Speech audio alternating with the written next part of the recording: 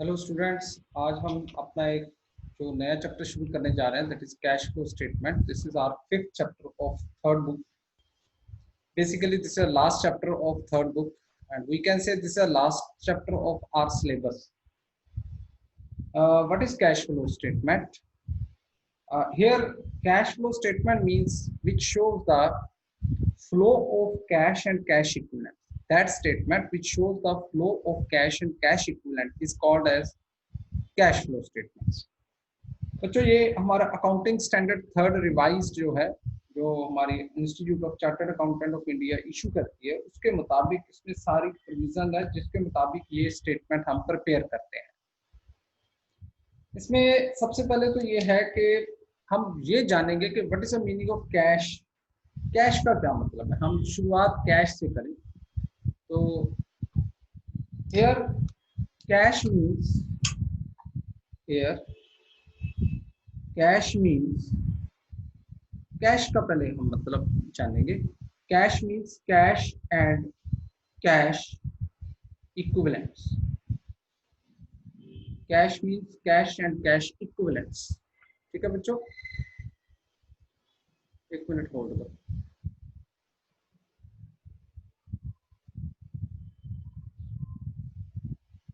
Okay. Cash and cash equivalents में हम क्या इंक्लूड करते हैं? कैश एंड कैश इक्विवेलेंट्स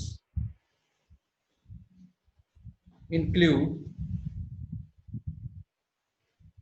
एक तो कैश, एक बैंक बैलेंस, एक हम इंक्लूड करते हैं शॉर्ट टर्म इन्वेस्टमेंट्स, जो हमारे short period short term investments, जिसको हम एक और नाम देते हैं और मार्केटेबल सिक्योरिटीज. ये मैंने पिछले चैप्टर में भी इसका नाम लिखा था, मार्केटेबल सिक्योरिटीज, या एक और नाम लिखा होता है और temporary investments. Temporary investments and एक हम ले सकते हैं short term bank deposit. Short term bank deposit. तो ये है जी बच्चों कैश एंड कैश इक्विवेलेंट्स. अब मैं थोड़ा सा एक्सप्लेन करूँ इसमें ये क्यों हम इंक्लूड करते हैं. तो that is called most liquid assets which can be converted into cash with in short period. मतलब जो जल्दी जल्दी कैश में कन्वर्ट हो सकती हैं, उनको कैश का ही पार्ट माना जाता है. ठीक है, उसको कैश का ही पार्ट माना जाता है, यानी कि कैश कहा जाता है या कैश के इक्वल जो आइटम कही जाती है, कैश इक्विवेलेंट्स. तो बच्चों इसमें cash, bank, short term investments, marketable securities, temporary investments या शॉर्ट टर्म बैंक डिपॉजिट्स, ये हम इंक्लूड करते हैं. तो मैंने पहले बताया कि what is the meaning of cash. अब बात करें हम फ्लो ऑफ कैश. क्या मतलब है फ्लो ऑफ कैश? कैश का फ्लो, कैश का आना जाना. बच्चों दो तरह के होते हैं, एक inflows of cash, inflows of cash, तो दूसरा आउटफ्लोज ऑफ कैश. का मतलब कैश एंड पूरा लिख ही देते हैं, कैश एंड कैश इक्विवेलेंट्स. तो दूसरा हमारे पास वर्ड आता है outflows of cash and cash equivalents. Outflows of cash and cash equivalents मतलब या हमारे पास कैश एंड कैश इक्वल की आइटम हमारे पास आएगी या जाएगी, या इनफ्लो होगा या आउटफ्लो होगा. हाँ जी. अब इस स्टेटमेंट जो कैश फ्लो स्टेटमेंट है, ये क्या हम प्रूव करना चाहते हैं? हम देखना चाहते हैं कि कौन सी आइटम्स जो है वो कैश को इनफ्लो कर रही है, कैश बढ़ा रही है हमारा, कौन सी आइटम कैश कम कर रही है. हाँ जी ठीक है, कौन सी बढ़ा रही है, कौन सी कम कर रही है. तो उसके लिए हम ये स्टेटमेंट बनाते हैं जो हमें पता करके देती है कि कैश को किन फैक्टर्स के कारण इंक्रीज हुई कैश के ऊपर, या किन के कारण डिक्रीज हुई. अब बच्चों ऐसा है कि सबसे पहले तो मैं बात करूं इसमें जब ये स्टेटमेंट प्रिपेयर की जाती है, तो हम इस स्टेटमेंट को ना जितने भी हमारे फैक्टर्स हैं जो हमारे कैश या कैश इक्विवेलेंट्स को इफेक्ट करते हैं, उनको ना तीन कैटेगरीज में डिवाइड करते हैं. There are three types of activities. तीन तरह की एक्टिविटीज हमें देखने को मिलेगी इस चैप्टर के अंदर। हाँ जी, वो तीन तरह की एक्टिविटीज कौन कौन सी है? तो एक तो है हमारे पास ऑपरेटिंग एक्टिविटीज, ऑपरेटिंग एक्टिविटीज। दूसरी है हमारे पास इन्वेस्टिंग एक्टिविटीज। हम सारी जो भी आइटम्स हैं उनको तीन पार्ट्स में डिवाइड कर देते हैं। और थर्ड है फाइनेंसिंग एक्टिविटीज,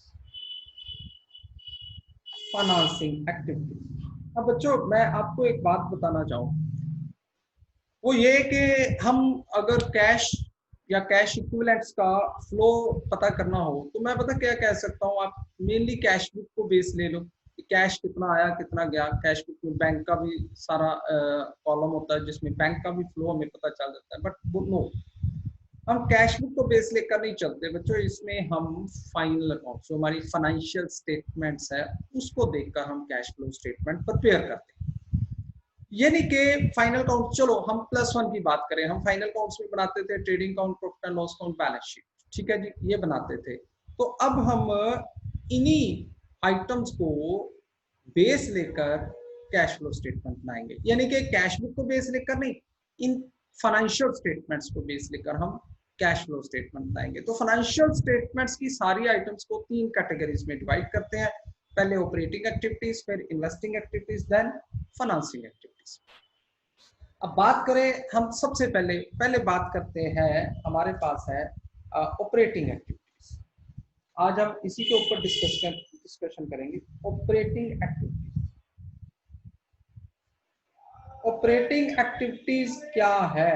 ऑपरेटिंग एक्टिविटीज क्या है बच्चों? ऑपरेटिंग का मतलब होता है जो हमारी बिजनेस की बेसिक एक्टिविटीज है उनको ऑपरेटिंग एक्टिविटी कहते हैं। बेसिक एक्टिविटी, चलो हम थोड़ी सी एग्जांपल्स ले लेते हैं। जैसे एक ट्रेडर है, ट्रेडर की बेसिक एक्टिविटी क्या होती है?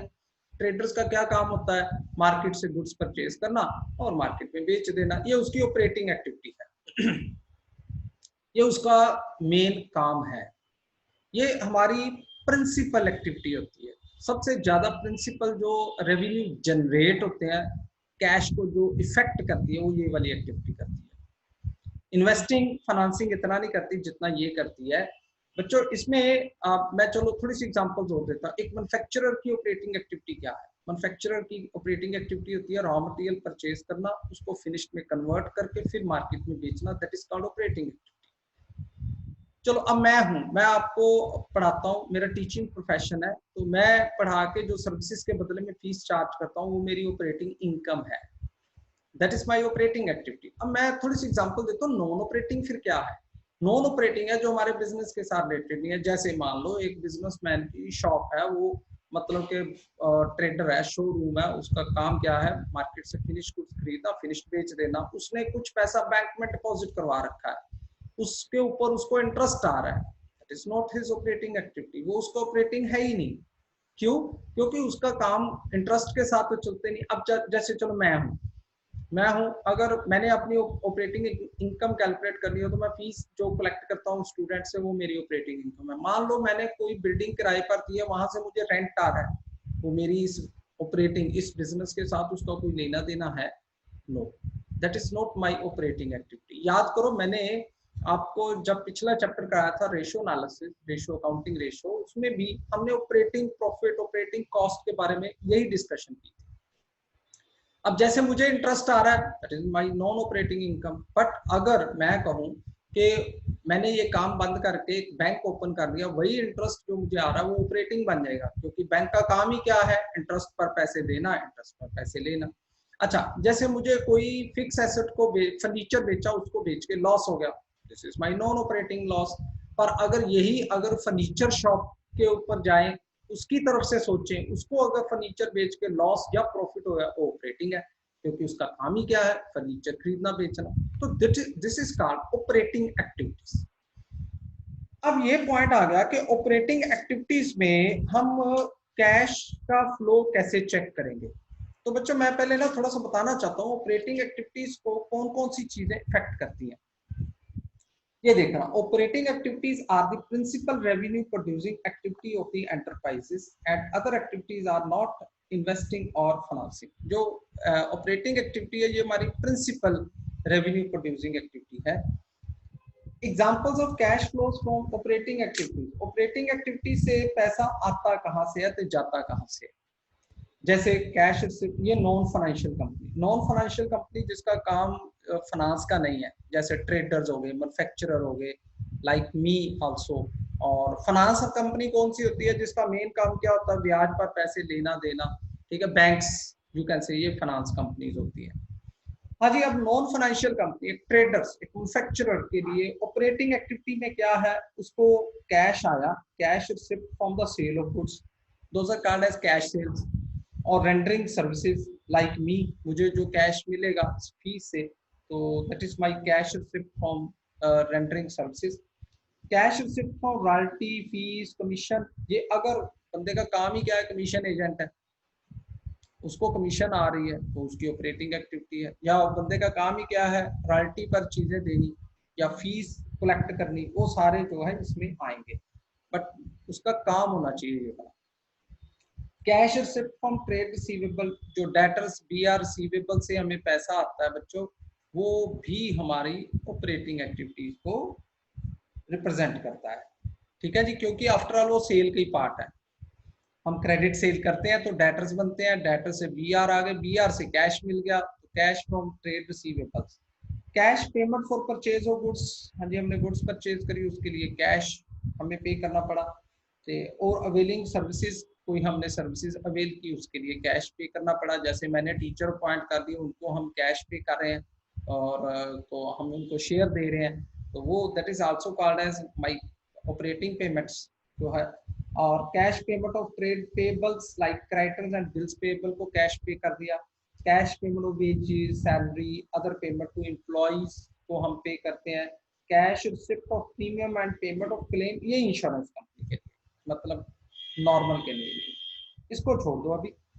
फाइनेंस कंपनी के लिए कहाँ से कैश आया, ऑपरेटिंग एक्टिविटी, उसकी ऑपरेटिंग एक्टिविटी से पैसा कैसे आता है, तो payment for purchase of security, finance company का काम क्या होता है, पैसा आया लोगों से, सिक्योरिटीज में इन्वेस्ट कर दो, वो उनकी पेमेंट मानी जाएगी।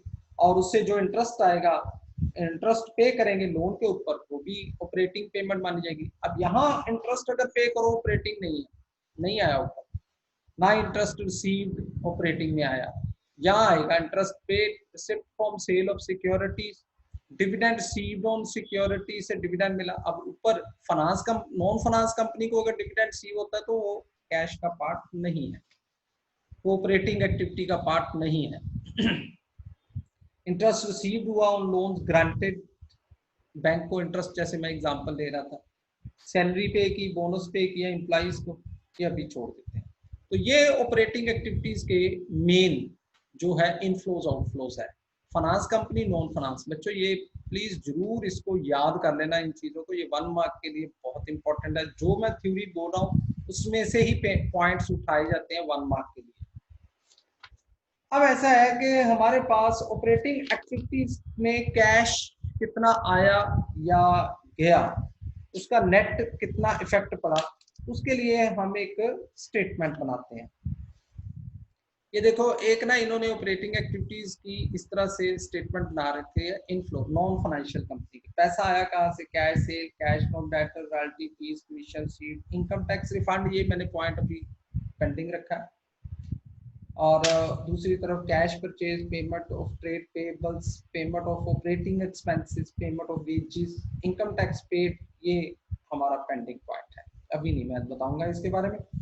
फाइनेंस कंपनी, ये आगे चल के मैं बताऊंगा इसके बारे में। Receipt of interest and dividend, finance company, inflows, पैसा आया कहाँ से, operating activities, operating activities, sale of security गया, payment of interest, payment of purchase for, payment for purchase of securities हमने खरीदी। एक बात आप गौर करो, तो हमें इंटरेस्ट डिविडेंड रिसीव हो रहा है तो कैश इनफ्लो है, इंटरेस्ट पेड हो रहा है तो कैश आउटफ्लो है। तो अगर डिविडेंड पे करें तो फाइनेंस कंपनी के लिए भी ऑपरेटिंग एक्टिविटी का पार्ट नहीं है, वो डिविडेंड इज एक्सक्लूडिंग है जो पे करती है, फाइनेंस है चाहे नॉन फाइनेंस है, ठीक है जी, फर्क देखो, एक नॉन फाइनेंशियल कंपनी में इंटरेस्ट की कोई बात नहीं है। देखो पूरे में फाइनेंस में interest receipt income cash inflow है, इंटरेस्ट पेड कैश आउटफ्लो है, डिविडेंड रिसिप्ट कैश इनफ्लो है, डिविडेंड पेड कैश आउटफ्लो नहीं है, क्योंकि डिविडेंड देना उसकी ऑपरेटिंग एक्टिविटी का पार्ट ही नहीं होता। याद है आपको, dividend is treated as appropriation, profit है तो देंगे, नहीं तो नहीं देना, कोई कंपल्शन नहीं है। इसलिए उसको फाइनेंस और नॉन फाइनेंस डिफरेंस देख लेना प्लीज। ये सबसे इंपॉर्टेंट जो चार्ट बना हुआ है, ये फ्लो चार्ट, ये सबसे इंपॉर्टेंट है, प्लीज इसको जरूर याद ही कर लेना, कौन कौन से इनफ्लो, कौन से आउटफ्लो। इसके बाद हमारे पास आता है कैश ऑपरेटिंग एक्टिविटी से हम कैलकुलेट कैसे करते हैं। हाँ जी, इसके लिए हमारे पास जो मेथड है बच्चों, वो indirect method of calculating cash flows from. वैसे दो मेथड होते हैं, डायरेक्ट एंड इनडायरेक्ट, लेकिन हमारे सिलेबस में जो है वो इनडायरेक्ट मेथड है। डायरेक्ट मेथड जो है वो हमारे सिलेबस में नहीं है, direct method not in syllabus, so इसके लिए डिस्कशन भी नहीं हम करेंगे। ठीक है जी, इनडायरेक्ट मेथड। अब मैं थोड़ा सा बताऊं इनडायरेक्ट मेथड है क्या। ये देखना जरा, हमारे पास यहां मैं बताऊं थोड़ा सा रफली सा बताऊं। ये देखो, ये हम trading and P and L account बनाया, जैसे हम +1 में बनाते हैं, मैं उसको बेस लेकर बताऊं कि हम कहना क्या चाहते हैं। या हम स्टार्ट करते थे ओपनिंग स्टॉक, फिर टू परचेजेस, फिर टू डायरेक्ट एक्सपेंसेस, फिर by sales, by closing stock, difference to GP, और फिर बाय जीपी आगे चले जाता था। आज जीपी आगे चले जाता है, और जीपी में फिर हम डेबिट साइड में डालते हैं एक तो ऑपरेटिंग और इनडायरेक्ट एक्सपेंस। इनडायरेक्ट या ऑपरेटिंग, याद करो मैंने अकाउंटिंग रेशियो में भी बताया था ये। फिर हम डालते हैं डेबिट्स, बाय साइड में जितनी इनकम्स आती है नॉन ऑपरेटिंग होती है, सारी इनकम्स नॉन ऑपरेटिंग होती है। और फिर हम डालते हैं नॉन ऑपरेटिंग एक्सपेंसेस, उसकी मैं लिस्ट बनाऊंगा आपको। फिर हम डालते हैं टू प्रोविजन फॉर टैक्स, और फिर हमारा नेट प्रॉफिट आ जाता है। ये माने हमने ना पिछले चैप्टर में भी ऐसे किया था एक पॉइंट।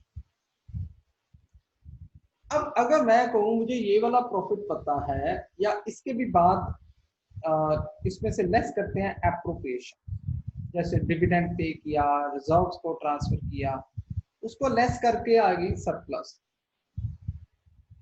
हमें सरप्लस पता है, तो हमने चाहिए क्या, हमें चाहिए यहाँ जो प्रॉफिट आएगा ना, ये वाला ग्रॉस प्रॉफिट में ऑपरेटिंग एक्सपेंसेस माइनस करके जो प्रॉफिट आएगा वो हमें चाहिए, वो प्रॉफिट चाहिए।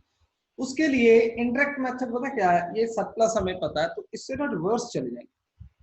Non operating provision for tax, ये खर्चे सारे ऐड कर देंगे, नॉन ऑपरेटिंग इनकम माइनस कर देंगे, तो ये प्रॉफिट पर हम पहुंच जाएंगे। लेकिन उसको पहुंचने इतना सिंपल नहीं है, ये एक मैंने जस्ट व्यू दिया है कि ऐसे करेंगे। अब वहां तक पहुंचने के लिए करेंगे क्या, तो मैं आपको ना एक स्टेटमेंट बना के बताता हूँ। मैं ऐसा करता हूँ, सबसे पहले मैं जो स्टेटमेंट बनाऊंगा, स्टेटमेंट, ये इसके ना हम ऑपरेटिंग एक्टिविटीज के कुछ पार्ट करते हैं। Statement calculating cash flows from operating activities. तो ये हम स्टेटमेंट एक बनाने जा रहे हैं कि कैश हमें जो ऑपरेटिंग एक्टिविटीज के साथ कितना कैश को फ्लो हुआ, क्या चेंज हुई, वो सारा कुछ।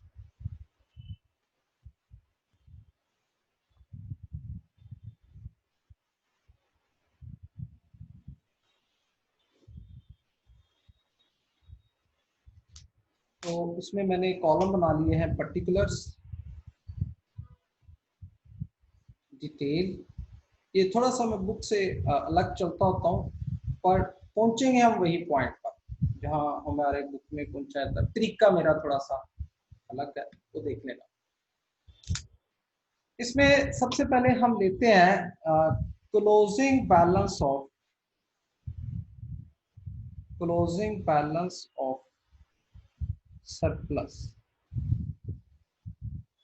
और पी एंड एल का क्लोजिंग बैलेंस दे रखा है, वो हमने पहले लिखना है ऑलवेज। पॉजिटिव है तो पॉजिटिव, नेगेटिव है तो नेगेटिव, ये आपको क्वेश्चन वाला बताएगा। इसमें से माइनस करेंगे opening balance of surplus, opening balance of surplus और प्रॉफिट एंड लॉस। ठीक है जी, ये हम माइनस करेंगे। मतलब अगर नेगेटिव होएगा तो फिर प्लस हो जाएगा, अपने आप चेंज कर देना। क्लोजिंग माइनस ओपनिंग करके जो आएगा वो आएगा surplus for current year. Surplus for current year, ये पॉजिटिव भी आ सकता है और नेगेटिव भी आ सकता है, जो भी है वो आउटर कॉलम में ले जाना, नेगेटिव या पॉजिटिव। इसको मैं क्लोज कर पहले ये एस्पेक्ट, सरप्लस का क्लोजिंग में से ओपनिंग माइनस करके करंट ईयर की सरप्लस जो है वो पॉजिटिव या नेगेटिव जो भी है वो बाहर लिख लेंगे। इसमें ऐड करेंगे हम जो आइटम्स, एक तो इंटरम डिविडेंड ये ऐड करेंगे हम।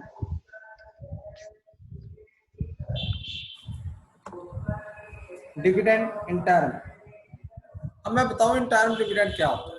ऐसा होता है, एक होता है प्रपोज डिविडेंड, एक होता है इंटरम डिविडेंड। चलो मैं ऐसा करता हूं, प्रपोज भी लिख ही लूं। हाँ जी, एक तो ये ऐड करेंगे। सेकंड नंबर पर प्रपोज डिविडेंड,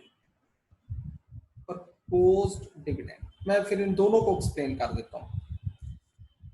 ऐसा होता है, कंपनी की हर साल एक ना एजीएम होती है, एनुअल जनरल मीटिंग होती है, जिसमें कंपनी एक डिविडेंड डिक्लेयर करती है। कर भी सकती है, नहीं भी कर सकती, तो जरूरी नहीं कि करे ही करे। वो जो डिविडेंड डिक्लेयर करती है that is called propose dividend. उसको प्रपोज डिविडेंड प्रपोज करती है, प्रपोजल देती है शेयर होल्डर्स को, जनरल मीटिंग में प्रपोजल देती है भी हम आपको इतना डिविडेंड देने जा रहे हैं, किसी को ऑब्जेक्शन तो नहीं। अगर किसी को ऑब्जेक्शन है तो सिर्फ वो कम करने के लिए कह सकता है, बढ़ाने के लिए नहीं। तो नॉर्मली कम करने के लिए कोई कहता नहीं है, तो फिर वही जो प्रपोज डिविडेंड होता है फाइनल डिविडेंड रहता है, उसको फाइनल डिविडेंड भी कहते हैं। चलो मैं लिख देता हूँ, और फाइनल डिविडेंड, फिर फाइनल हो जाता है ठीक है जी इतना डिविडेंड कंपनी पे करे, दैट इज का प्रपोज्ड, नाम से क्लियर हो रहा है। अच्छा क्या हुआ, मीटिंग एंड होगी, उसके बाद थोड़ा सा कंपनी के डायरेक्टर्स ने देखा कि अभी भी कंपनी के पास काफी सरप्लस प्रॉफिट बचे हुए हैं, तो कंपनी एक एक्स्ट्रा डिविडेंड डिक्लेयर करती है, उसको कहते हैं इंटरम डिविडेंड। इंटरम होता है in between two annual general meeting, दो मीटिंग के इन बिटवीन जो डिविडेंड होएगा वो इंटरम होएगा, और प्रपोज्ड होएगा जो मीटिंग के बीच में डिक्लेयर किया जाएगा। हाँ जी, अब ऐसा है कि इंटरम डिविडेंड आपको हमेशा पेड बेस पर होएगा, ये यहाँ पर ऐड हो जाना है, क्योंकि डिविडेंड एप्रोप्रिएशन की आइटम है। पहले तो बात ये गारंटेड है, डिविडेंड एप्रोप्रिएशन की आइटम है। पर पोस्ट डिविडेंड कई बार दो गिवन होंगे आपको, पर पोस्ट डिविडेंड हमेशा कॉन्टिजेंट लायबिलिटी होता है और foot note to the balance sheet के फुट नोट में गिवन होता है, बैलेंस शीट में नहीं। कॉन्टिजेंट लायबिलिटी क्या होती है, विच में और मे नॉट बी पेएबल। आपको प्रपोज डिविडेंड दो दे सकता है, प्रीवियस ईयर का, करंट ईयर का। तो याद रखना है यहां पर जो हम लिखेंगे फॉर प्रीवियस ईयर, हमने करंट ईयर का कुछ भी नहीं करना, क्योंकि करंट ईयर तो अभी उन्होंने प्रपोजल दिया है, पता नहीं कब पे करेंगे कैसे। हमने इस साल कौन सा पे किया, पिछले साल वाला, वही हम इस साल खर्चा डालेंगे, वही पेमेंट करेंगे, तो उसी की ट्रीटमेंट आनी, करंट ईयर का इग्नोर जाएगा। ये मैं आपको पढ़ के भी सुना सकता हूँ ये वाला पॉइंट, तो ये देख लेना। Proposed dividend of the previous year is added to determine the net profit before tax and extraordinary items under cash flows from operating activity. Proposed dividend previous year is shown as outflow. चलो ये अभी मैं नहीं बता रहा। No effect is given to proposed dividend for current year. Current year के dividend को कोई इफेक्ट नहीं देना, as it is not accounted in the books of accounts में अभी आए ही नहीं। ये तो जस्ट डेक्लेरेशन की गई है, इसका कुछ नहीं करना जी, ठीक है। और जो इंटरम डिविडेंड है, ये इंटरम डिविडेंड ये ऑलवेज हम added to the current year profit में ऐड करेंगे, जो कि हमने किया। ओके जी। डिविडेंड के बाद मैं बात करूं तो यहाँ पर थर्ड आइटम हम ऐड करेंगे transfer to reserve. Transfer to reserves, हमने रिजर्व्स बनाए, रिजर्व्स बनाए, उसको जो ट्रांसफर की गई रिजर्व्स पहले मैं लिख लूं, लाइक जैसे कि general reserve, general reserve, debenture redemption reserve, debenture की रिडम्पशन के लिए रिजर्व बनाया, वर्कमैन कंपनसेशन रिजर्व, कोई भी रिजर्व हमने बनाया, वर्कमैन कंपनसेशन रिजर्व वो यहाँ आ जाए। इसके लिए हमें लेनी है ट्रांसफर।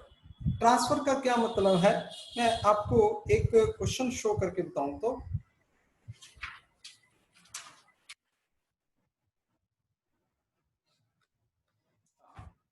ये देखो, ये मुझे एक बैलेंस शीट दे रखी है जिसमें ये देखो रिजर्व सरप्लस का नोट नंबर सेकंड है 695,520। बच्चों जब भी ऐसे नोट दिया होगा तो उसको बैलेंस शीट में नहीं लेना, उसको नोट्स टू अकाउंट्स में चेक करना है कि उसमें क्या है। तो नोट्स टू अकाउंट्स में रिजर्व्स एंड सरप्लस में देखो general reserve, general reserve last year 2019 में 210 है, 2020 में 275 है, मतलब 65,000 इंक्रीज हो गया। तो यहाँ जब हमने ट्रांसफर टू रिजर्व लिखना है 65,000 ऐड करना है, ठीक है जी। ऐड यहीं पर करते जाओ, post dividend transfer to reserves को भी यहाँ पर हम ऐड कर लेंगे, ठीक है जी। इसी तरह जैसे वर्कमैन कंपनसेशन रिजर्व इंक्रीज हो गया 2 लाख से 2.5 लाख हो गया, तो 50,000 जो बढ़ गया वो भी ऐड होएगा। और सरप्लस का बैलेंस क्लोजिंग माइनस ओपनिंग करना, क्लोजिंग जैसे मैंने यहाँ लिखा है क्लोजिंग माइनस ओपनिंग, तो 170 माइनस 110 60,000 के साथ हमारा ये स्टार्ट हो गया, ठीक है जी। इस तरह से हम करते जाएंगे क्वेश्चंस। और जैसे ये प्रपोज डिविडेंड गिवन है वो 20 का भी है 19 का भी है, तो हमने हमेशा 19 मतलब लास्ट ईयर वाला ही एडजस्ट करना है, करंट ईयर वाला इग्नोर कर देना है, इग्नोर जी, ठीक है। इसके अलावा हम जो एड बैक करेंगे, जो आइटम्स एड बैक करते जा रहे हैं उसमें एक आएगी प्रोविजन फॉर टैक्स। तो मैं नेक्स्ट पेज पर चले जाऊं, देखना है।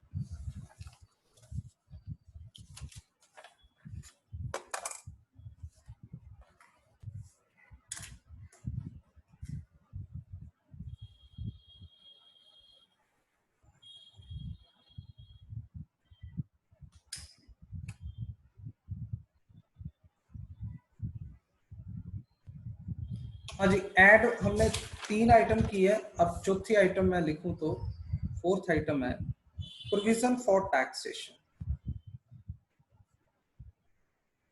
Provision for taxation. और ये प्रोविजन फॉर टैक्सेशन जो है ये मेड ड्यूरिंग द ईयर, इस साल जो हमने बनाई मेड ड्यूरिंग द ईयर वो वाली ऐड करेंगे। अब इसके लिए मैं कुछ बताना चाहता हूं। एक तो आप याद करो हमें पी एंड एल गिवन होता था फर्स्ट चैप्टर में, मैंने आपको पी एंड एल का फॉर्मेट दिखाया था, वो मैं एक बार दोबारा दिखा दूं आपको। This one statement of P and L, इसमें बच्चों याद करो ये जो लेस टैक्स करते थे ना, ये होती थी प्रोविजन फॉर टैक्स, ये होती है करंट ईयर की प्रोविजन जो हमने इस साल बनाई, ठीक है जी। एक तो अगर पी एंड एल गिवन है फिर तो यहां से आ जाएगी। अगर आपको मान लो बैलेंस शीट गिवन है, हाँ जी बैलेंस शीट गिवन है और 2 साल की बैलेंस शीट गिवन है, previous year and current year, तो ये देखो प्रोविजन फॉर टैक्स दे रखी है आपको करंट ईयर की and previous previous year, 2020 current year है, 19 प्रीवियस ईयर है। तो बच्चों यहाँ पर जो हमने बनाई है वो ये बनाई है 150, पिछले साल की पिछले साल बनी है। तो हमने यहाँ पर जो लिख रहे हैं provision for taxation made during the year, अगर तो पी&एल में गिवन है फिर तो एज इट इज ही लिख लेनी है, अगर बैलेंस शीट में गिवन है तो फॉर करंट ईयर वाली लेंगे जो हमने इस साल बनाई, पिछले साल वाली पिछले साल बनाई है करंट ईयर, ओके। फिर इसमें हम ऐड करेंगे हमारे पास extra ordinary items, fifth point है extra ordinary items. Extra ordinary items जो कि debited to statement of P and L. Statement of P and L में हमने खर्चे डाल रखे हैं, statement of profit and loss. अब पॉइंट आ गया, ये एक्स्ट्रा ऑर्डिनरी आइटम्स होती क्या है? ये होती है बच्चों जो इरेगुलर होती है, जो कभी कभार होती है, रूटीन में नहीं होती। लाइक जैसे कि loss by fire, loss by fire, ठीक है जी, थेफ्ट, अपना फ्लड, कुछ इस तरह के लॉसेस। तो ये हमारी एक्स्ट्रा ऑर्डिनरी आइटम्स है। ये अगर डाल रखी है तो इसको भी ऐड, क्योंकि ये भी हमारी ऑपरेटिंग एक्टिविटी को रिप्रेजेंट नहीं करती, कारण क्योंकि ये रूटीन में होती नहीं है। इनको ऐड कर लेना है। अब दो आइटम्स हम माइनस करेंगे तो लेस। लेस में एक तो हमारे पास है टैक्स रिफंड। अगर मैं तभी टैक्स रिफंड प्रोविजन टैक्स को पेंडिंग रखा हुआ था, टैक्स रिफंड हमें जो वापस आया बच्चों, ये भी हम माइनस करेंगे। इनकम है हमारी, लेकिन ये नॉन ऑपरेटिंग है। हमें चाहिए profit before tax and extraordinary items. ये पहला ब्रेक होता है, ऑपरेटिंग एक्टिविटी का पहला ब्रेक। हम पहले ब्रेक की तरफ जा रहे हैं। टैक्स रिफंड जो है ये हमारी नॉन ऑपरेटिंग टैक्स है, माइनस करेंगे। इसके अलावा हमें कोई, जैसे वो ऊपर loss by fire, theft, flood के कारण लॉस हुआ, उससे हमें क्लेम मिल गया, हमने इंश्योरेंस करवा रखी थी, तो इंश्योरेंस मैं लिख दूं, insurance claim received for extra ordinary losses. Extra ordinary losses के कारण हमें जो नुकसान हुआ था उसका इंश्योरेंस क्लेम मिल गया, ये इनकम है, ये भी माइनस करेंगे। तो एक चीज तो देख रहे हो, हम रिवर्स चल रहे हैं। एक्सपेंसेस जो जोड़े हैं वो सारे खर्चे ही थे, वो पहले ऐड कर दिए, और इनकम सारी माइनस करेंगे। तो यहां तक करके जो प्रॉफिट आएगा इसको हम नाम देंगे profit before tax and extra ordinary items. ये हमारा पहला ब्रेक आया, ठीक है जी। तो मेरा आज का टॉपिक यही है कि पहले हम इसके साथ रिलेटेड सम्स करेंगे, profit before tax and extra ordinary items. तो इसके साथ रिलेटेड जो सम्स आपके बुक में है, तो इलस्ट्रेशंस पहले मैं मार्क कर दूं। इलस्ट्रेशंस आपको जो मिलेगी वो 14 से शुरू करके आप जाओगे 20 तक। इलस्ट्रेशन